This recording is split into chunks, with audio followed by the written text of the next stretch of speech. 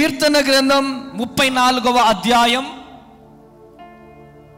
7వ వచనం చదివి సహాయము చేయండి. యెహోవా యందు యెహోవా భయభక్తులు గలవారి చుట్టూ ఆయన దూత కావలి ఉండి వారిని రక్షించును. హల్లెలూయా. దూత కావలి ఉండి రక్షించును. ఎవరు రక్షిస్తారు? దేవుని దూత కావలి ఉండి రక్షిస్తదంట. ఎవరిని రక్షిస్తదే?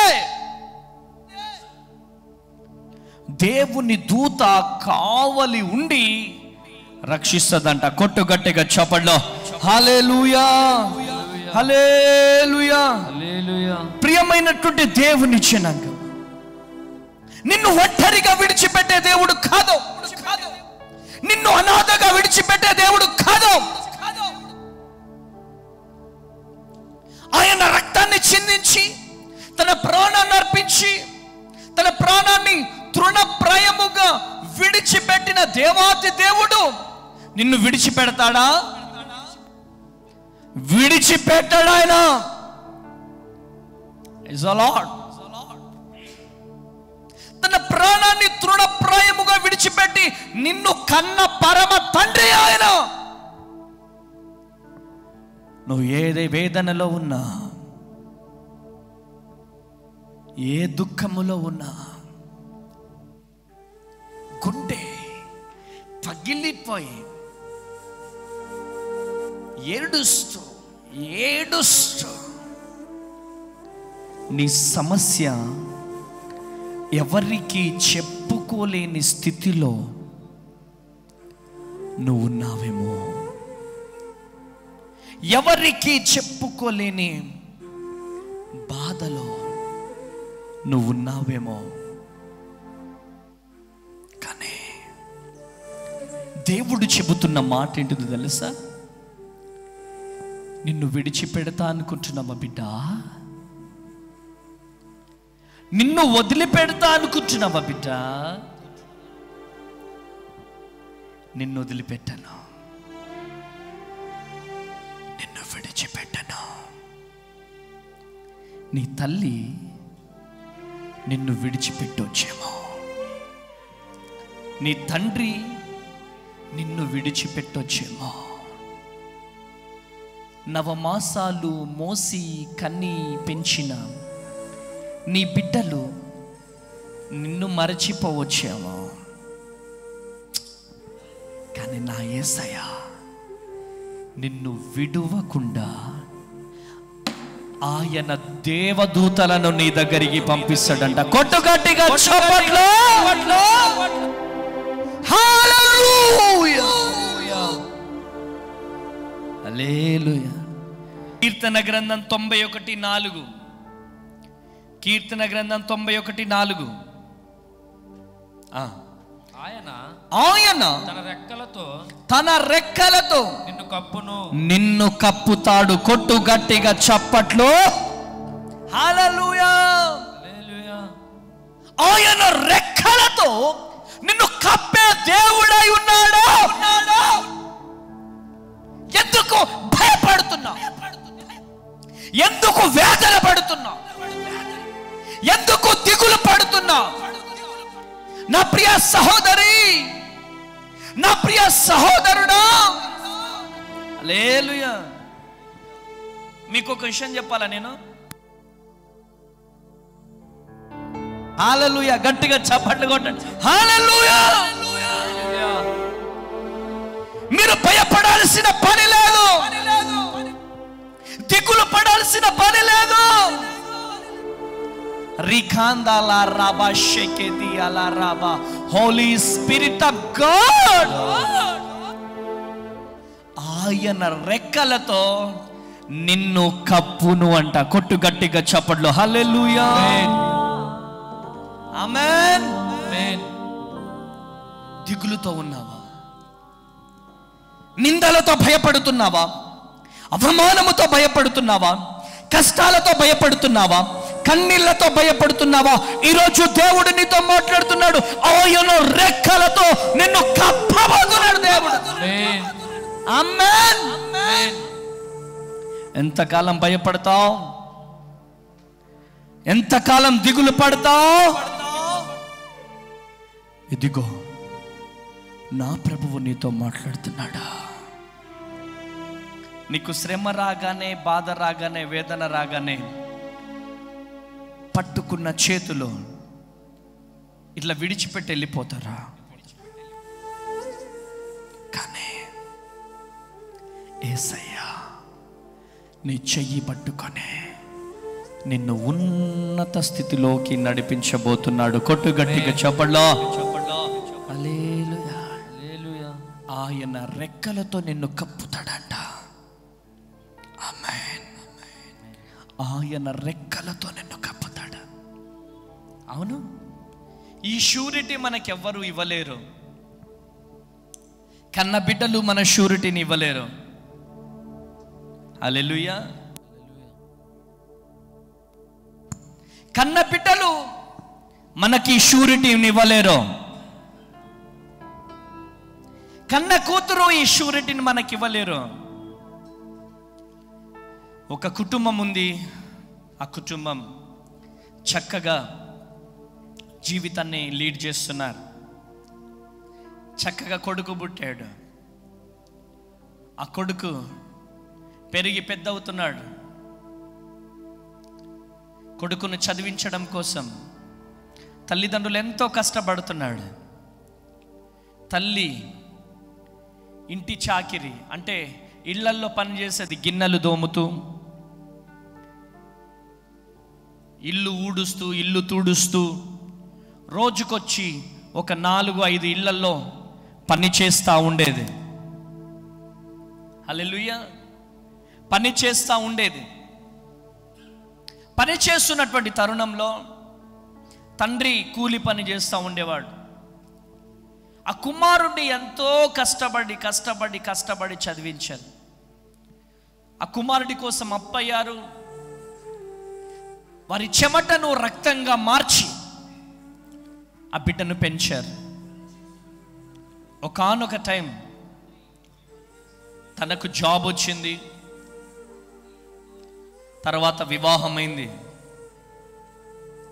వివాహమై తర్వాత జాబ్ నిమిత్తం హైదరాబాద్ వెళ్ళిపోయారు. జాబ్ బిజీలో పడిపోయి తల్లిదండ్రుల్ని పట్టించుకోవడం లేదు.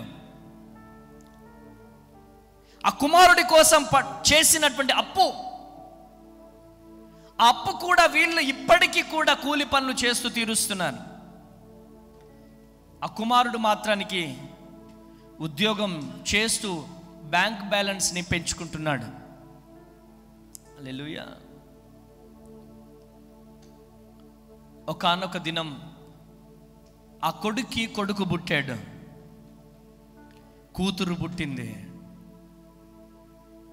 ఈ ఇద్దరికి వృద్ధ దంపతులకి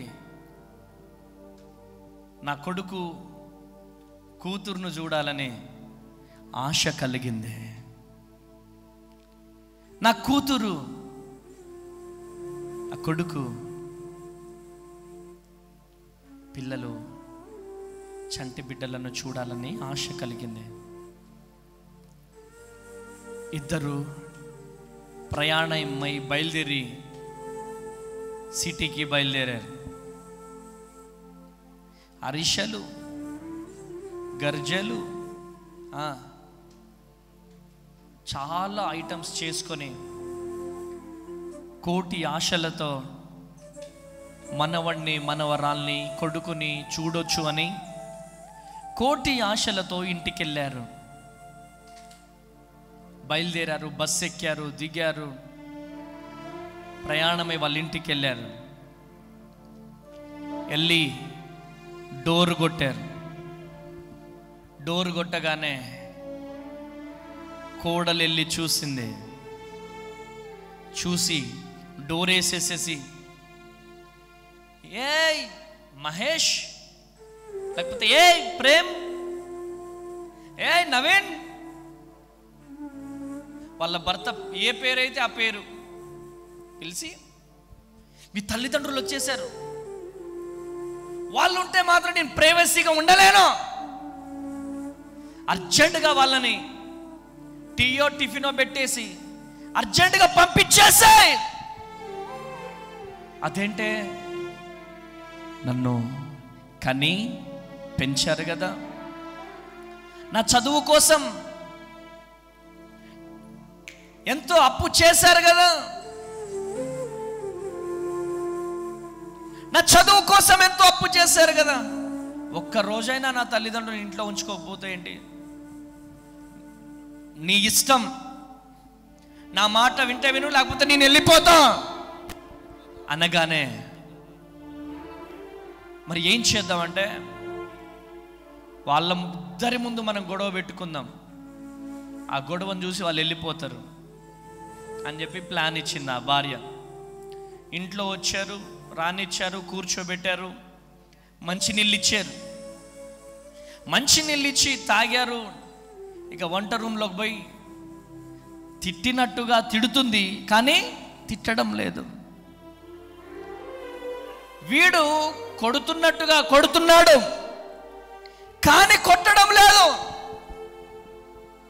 ఆ కోడలు ఏడుస్తున్నట్టుగా ఏడుస్తుంది, కానీ ఏడవడం లేదు. పనికి మాలిన విషయం చెప్పిన భార్య, ఆ పనికి మాలిన విషయాన్ని పాటించిన భర్త. Praise the Lord. ఈరోజు ఈ మాటలు వింటున్న ప్రియ దేవుని జనాంగమా, మన ద్వారా వీళ్ళకెందుకు గొడవని, అరే కొడక మేము వెళ్ళిపోతాం రా అని చెప్పి వాళ్ళ భార్య భర్త ఇద్దరు వృద్ధ దంపతులు వాళ్ళు వెళ్ళిపోవడం ప్రారంభించారు. అమ్మ కోడలమ్మ వెళ్ళొస్తాం, బిడ్డ వెళ్ళొస్తామని చెప్పి వెళ్ళిపోయారు. అంత దూరం వెళ్ళిపోయిన తర్వాత వీళ్ళు గొడవ పెట్టుకుంటున్నారు, పుసుకున విడిపోతారా ఏంటి, పెద్ద గొడవ అవుతుందా ఏంటి అని చెప్పి మరలా ఏం చేశారంటే, మరలా వాళ్ళ ప్రాణం ఆగక మరలా వెనక్కి వచ్చారు. వెనక్కొచ్చి డోర్ కొడదామా వద్దు, కిటికీలో నుంచి తొంగి చూద్దామంటే ఆ భార్య భర్త ఇద్దరు కూడా నవ్వుకుంటున్నారు, చక్కగా ఎకిలెకిలి నవ్వుకుంటున్నారంట. ఇంత మంచి ఆలోచన నీకు ఎలా వచ్చింది, ఎల్లగొట్టాలని? ఇంత యాక్టింగ్ ఎక్కడ నేర్చుకున్నావు అని వాళ్ళిద్దరూ మాట్లాడుకుంటుంటే కన్న తల్లి తండ్రి గుండెలు పగిలిపోయి ఏడ్చిందంట. వెళ్ళి డోర్ కొట్టారంట. కొట్టితే కోడలు వెళ్ళి తీసిందంట. అంకుల్ మీరు ఇంకా వెళ్ళలేదా అంటే, వెళ్తున్నానమ్మా వెళ్తున్నాను. ఒక పనికి మాలిన కొడుకుని కన్నానని సిగ్గుతో తలదించుకొని వెళ్తున్నా. చదువుకున్న మూర్ఖురాలిని కోడలుగా చేసుకున్నందుకు సిగ్గుతో తలదించుకొని వెళ్తున్నా.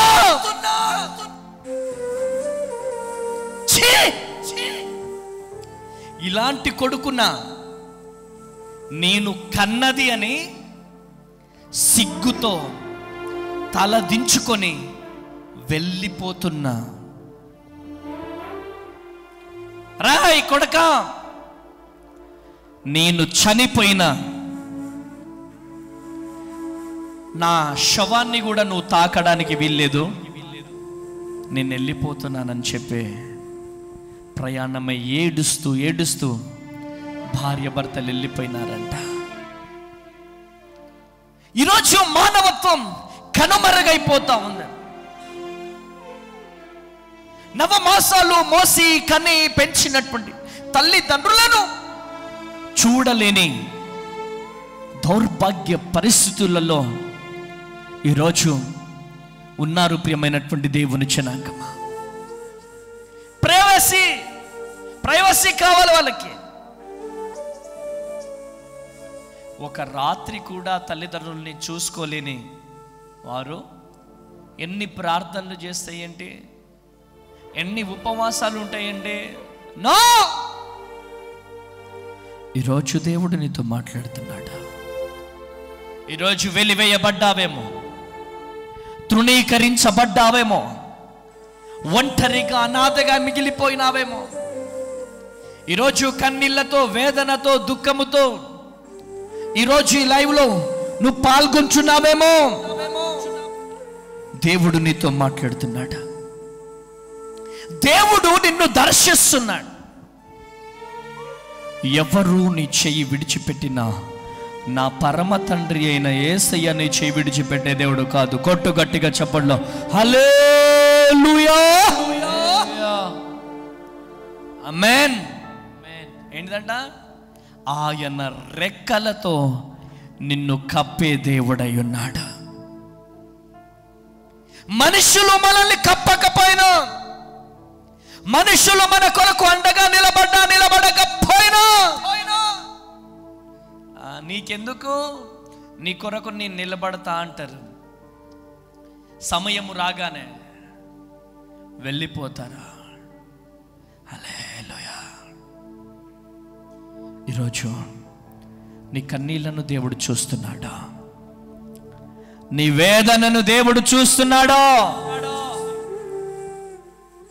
ఎవరు లేరని బాధపడుతున్నావా? దిగులుతో ఉన్నావా? ఒంటరిగా కుమిలిపై నీ పడక గదిలో కూర్చొని ఏడుస్తున్నావా? ఆయన విడిచిపెట్టే దేవుడు కాదా? నిన్ను వదిలిపెట్టే దేవుడు కాదా?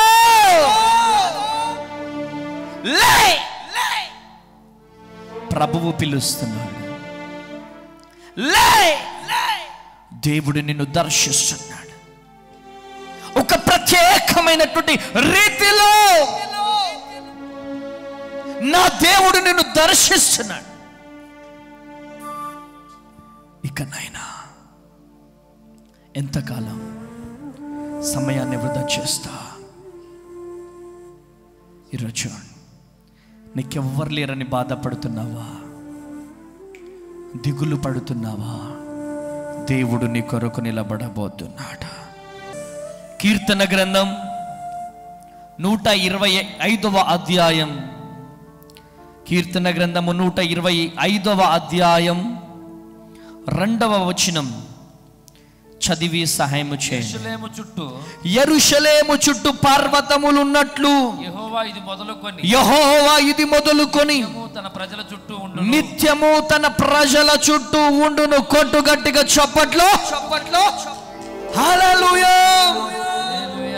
మన చుట్టూ పర్వతములు ఉండునట్లుగా ఉండే దేవుడు ఆయన. ఆమేన్. మన చుట్టూ పర్వతములు ఉండినట్లుగా ఉంటే దేవుడు ఆయన. ఆమేన్ అనండి. హల్లెలూయా. ఆయన విడిచిపెట్టే దేవుడు కాదమ్మా. ఆయన వదిలిపెట్టే దేవుడు కాదు. ఆమేన్. హల్లెలూయా. మన చుట్టూ పర్వతములు వలె ఉండే దేవుడు. కొట్టో గట్టిగా చప్పట్లు కొట్టాల. ఆమేన్. ఆమేన్. హల్లెలూయా. నాకు కరోనా వచ్చింది. కరోనా వచ్చినప్పుడు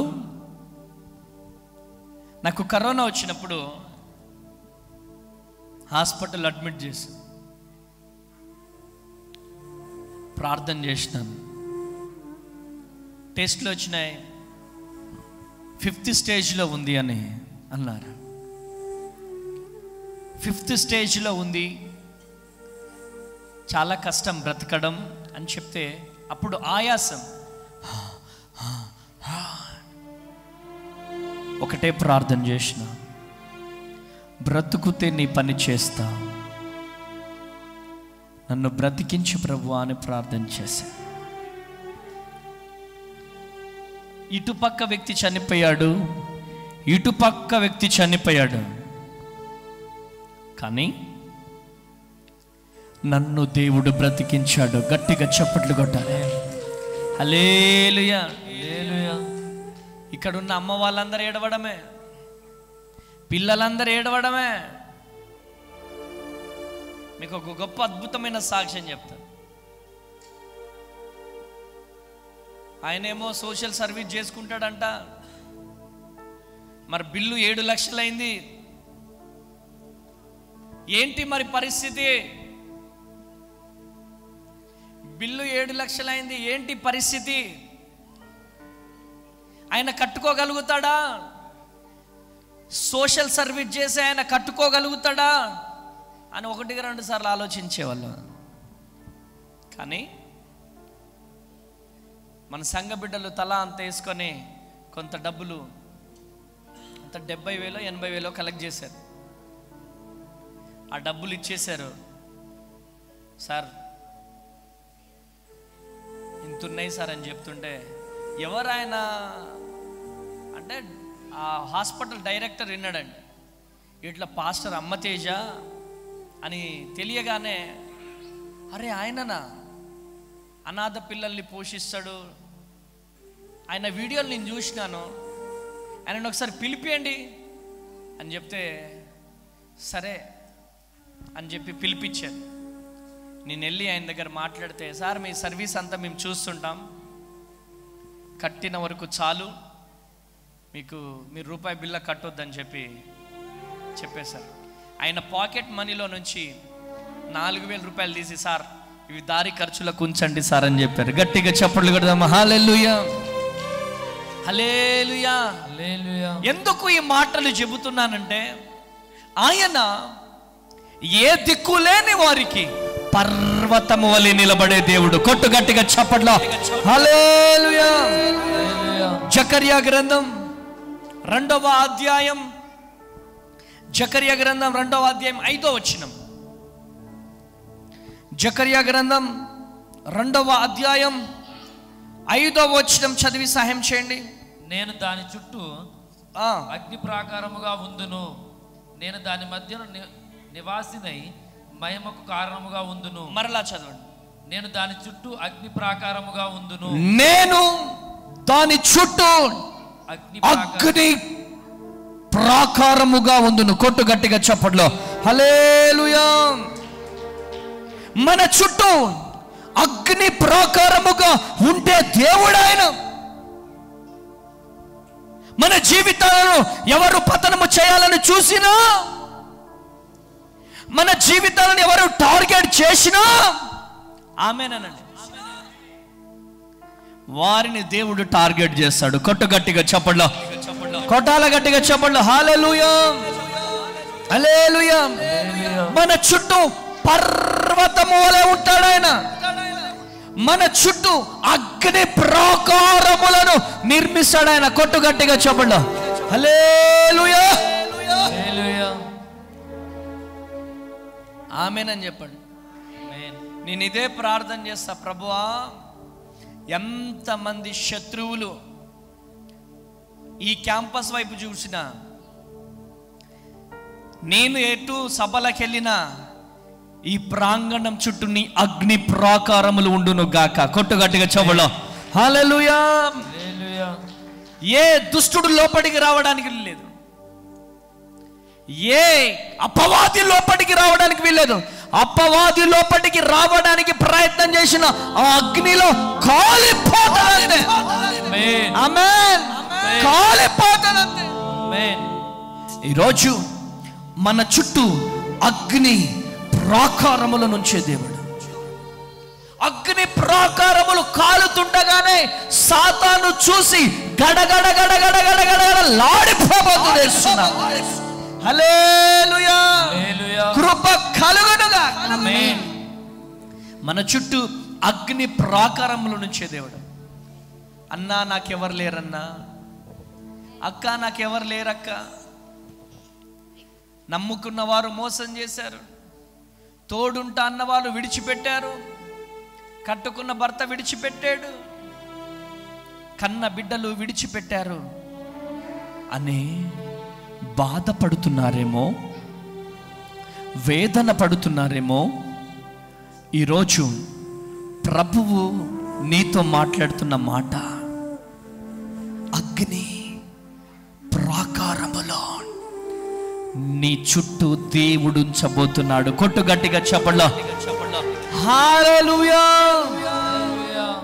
మామూలు ప్రాకారములు కాదా? ఏం ప్రాకారములు చెప్పాలా? ఏం ప్రాకారములు? ఇటుక ప్రాకారములు కాదు, కంచె ప్రాకారములు కాదు. ఏం ప్రాకారములు?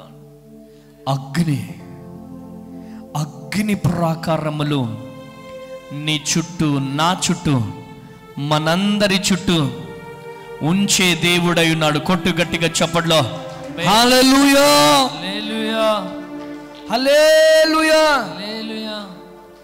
దిగులు పడొద్దు. మనం క్యాన్సర్తో బాధపడుతున్నావా? ఆస్తమాతో బాధపడుతున్నావా? టీబీతో బాధపడుతున్నావా? షుగర్ బీపీతో బాధపడుతున్నావా? ఈరోజు పీసీఓడితో బాధపడుతున్నావా? పిల్లలు లేక ఏడుస్తున్నావా? ఏం కాదు. దేవుడు అన్యాయస్తుడు కాదు. నా దేవుడు అన్యాయస్తుడు కాదు. నా దేవుడు చెయ్యి విడిచిపెట్టే దేవుడు కాదు. హల్లెలూయా, హల్లెలూయా. ఎవరు మన చెయ్యి విడిచిపెట్టిన దేవుడు చెయ్యి విడిచిపెట్టే దేవుడు కాదు, వదిలిపెట్టే దేవుడు కాదు ఆయన. ఈరోజు అగ్ని ప్రాకారములు మన చుట్టూ ఉండబోతున్నాయి. కొట్టు గట్టిగా చెప్పండి హల్లెలూయా, హల్లెలూయా. సువార్త 21వ అధ్యాయం 18వ వచనం చదివి సహాయం చేయండి. లూకా సువార్త 21వ అధ్యాయం 18వ వచనం. మీ తల వెంట్రుకలలో ఒక్కటైనను నశింపదు. మీ తల వెంట్రుకలలో ఒక్కటైనను నశింపదు, ఒకటైన కూడా నశింపదు.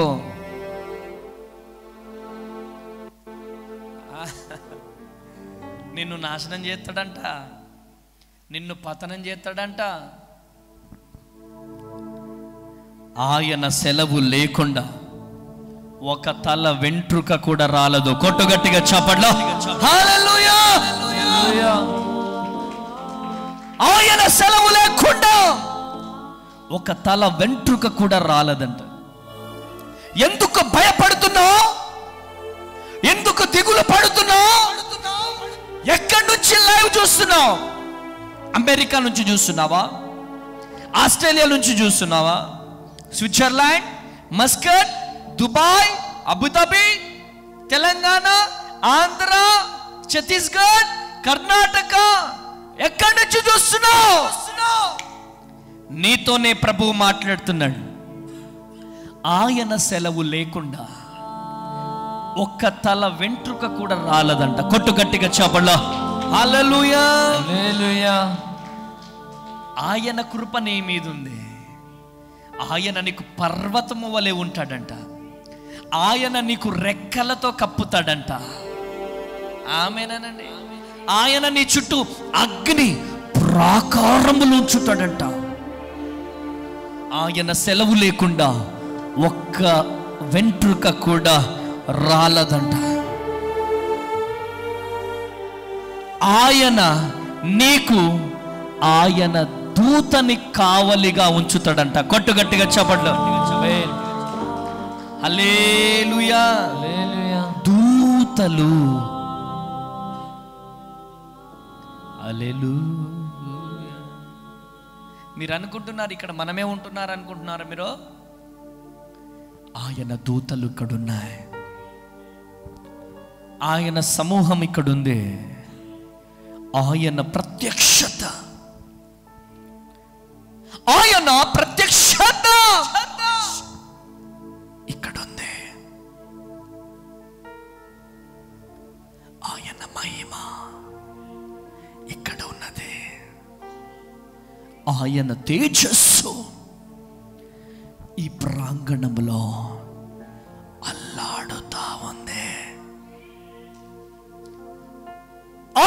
మహిమ ఇక్కడ ఉన్నది. ఈరోజు ఈ మాటలు వింటున్నా ప్రియ దేవుని జనాంగమా, ఈరోజు ప్రభువు నిన్ను దర్శిస్తున్నాడు. ఈరోజు ప్రభువు నీతో మాట్లాడుతున్నాడు. ఆయన సెలవు లేకుండా ఒక్క వెంట్రుక కూడా